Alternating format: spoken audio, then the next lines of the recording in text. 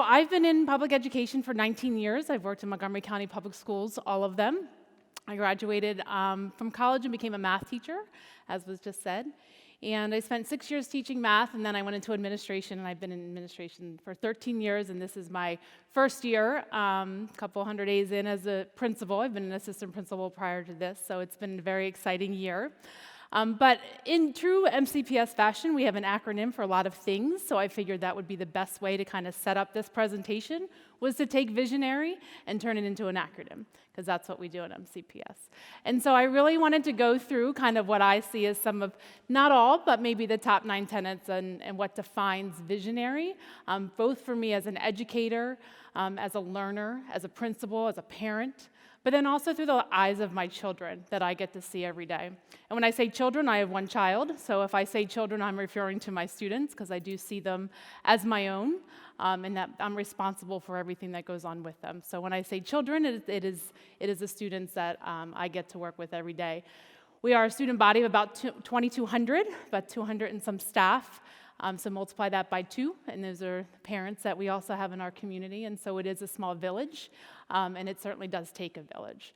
So I'm going to walk with you today through the rest of this presentation, just kind of looking at what I see as visionary and kind of how I define that in it every day. So valiant, first having the courage and determination, one, to get up here today and speak to you. There could be 2 of you, there could be 2,000, I can't see, but again, I appreciate you being here. But courage and determination, they're super important, right? So to be able to get in front of kids every single day and have that determination to not let them fail and to always find what it is that's going to make them succeed. And so that courage and determination that I had growing up, that teachers found in me, that supported me throughout the day and throughout the weeks and years as I kind of continued my education, but then also looking at our students. And so yesterday, we had an award ceremony in the morning, and there was a student whose hand I got to shake, and he walked across the stage, and not only is he doing coursework every single day and giving back to his community, but he's also going through daily chemotherapy.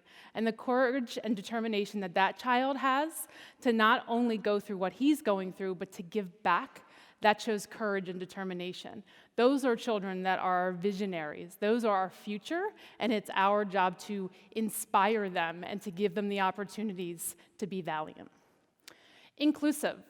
So being inclusive and being able to really hear the voices of our youth, the voices of our adults, the voices of today is very important. We have to be able to listen, and we have to be able to hear them and what they need.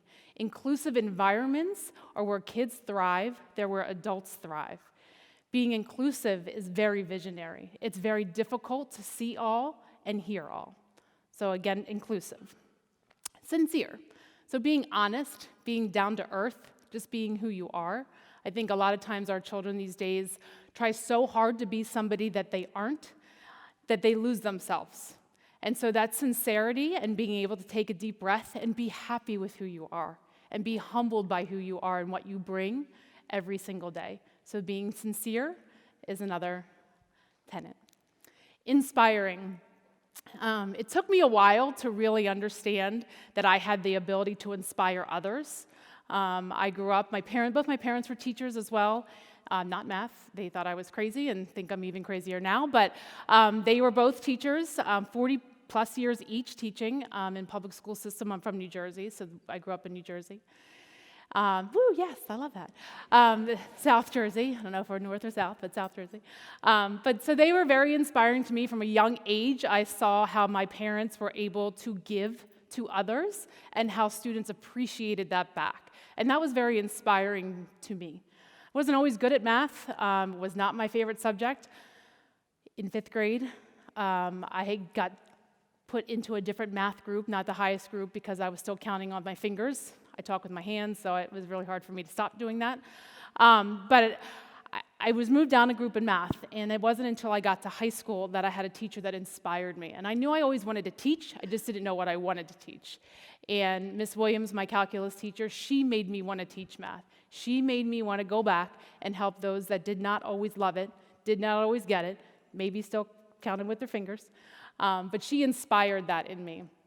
It wasn't until I really got into education that I understood how kids inspire us as adults. And I think back to a student I had. We spent 4 years together in a school, and I was her administrator. And she was kind of a fly under the radar kind of girl. She, dabbled with some risky behaviors, but no real issues one way or the other. And a couple days before graduation, she had come into my office, and she said, Ms. Heckert, I really I struggled in school, and I don't know if you know this, but I was disconnected, and I really just some days I didn't want to be here.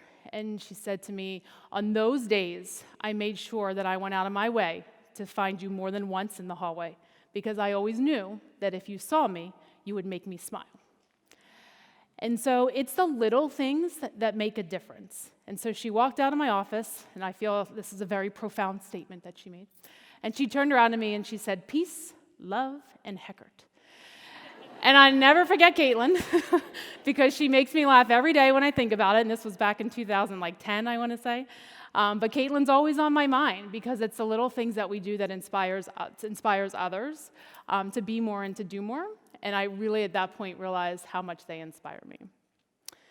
Objective. I think this is harder and harder for us as adults and even as kids in these days, because being able to put our personal feelings aside and try to embrace somebody else's point of view is very difficult. It's very difficult to teach it. It's very difficult to live it, especially with the dynamics that we have in the world and the pressures our children see socially and family and their peers and academically. And so to be able to put away your own emotions and kind of see things from a different perspective makes you visionary. This one makes me laugh. So nimble, and I say this to be quick on my feet when I've got 3-inch heels on, but I wear these shoes every day, so I run through the building in them as well. But I always get upset with not upset, that's not a great word. So I always get a little bit wired with kids when they're taking so much time to think about it that they miss an opportunity. So I always tell them, you gotta be quick on your feet. Like, if something's coming, you gotta figure it out and move on, because if not, you're gonna miss the opportunity. And so I take that nimbleness to be that you really have to take a chance and just do, because if not, we're going to miss. So being nimble. Aspiring. So I aspire to be two things, or to do two things every single day, and I have this on my desk, one of those little wood signs. I feel like if I had created those, I'd be retired somewhere in the world. They're like everywhere now, but it's work hard and be kind. Two very simple things that I aspire to do every single day is to work hard and to be kind.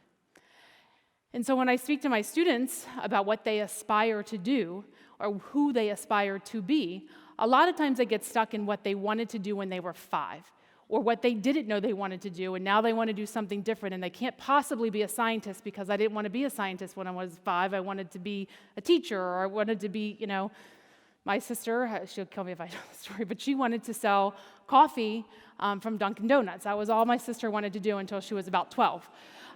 So it's okay if you don't know at 5 what you want to do, because at 40, I don't know if this is what I want to do the rest of my life either. But aspiring to be something is different than doing. And so to be somebody that cares and is kind and has empathy and just wants to work hard and be kind, it's okay if you don't know exactly what you want to do. Realistic. So I work with bigger kids, right? So I work in a high school.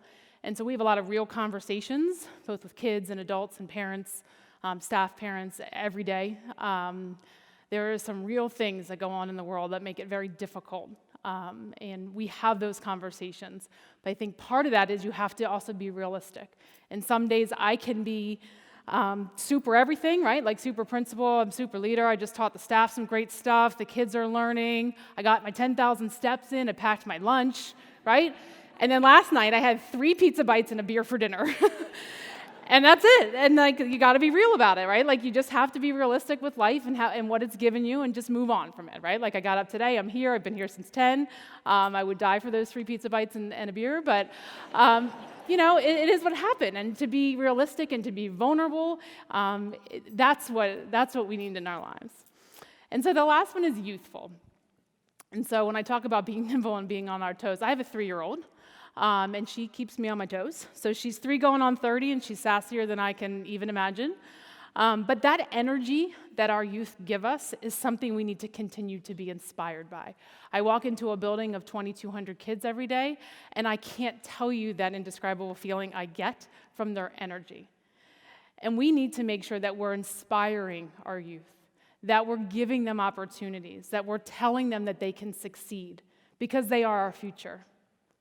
And that energy our youth has, we have it in us too. We have to find it. And I value my time in the morning with my daughter, who says the craziest stuff, but she makes me feel young. And I'm thankful that I have that opportunity every single day. And whether you have children, you employ children, you work with children, they are our future.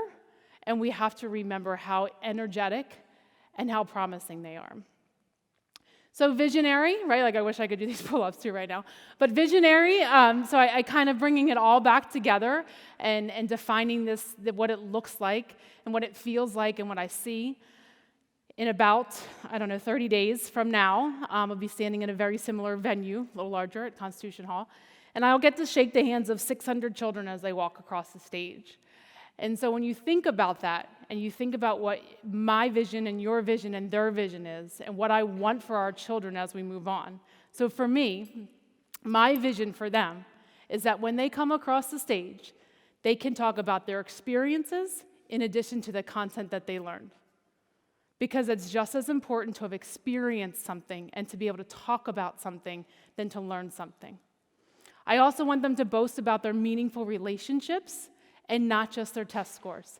They're very important, but how we interact with each other and how we work towards the future is very important. I want our kids to have experiences, I want them to have meaningful relationships, and I want them to take that out of our walls and create a future for all. And it's a very rewarding feeling to look out and see all of those eyes looking back at you. They need us. They need us to believe in them. They need us to inspire them. Because just like today, what we're talking about is cultivating this unseen future. We don't know what it is, but we need our youth to provide for us in the future. And so for me, standing in front of you, just as I will be standing in front of 600 children and their parents in a couple weeks, I will let you know that the future is bright. Thank you.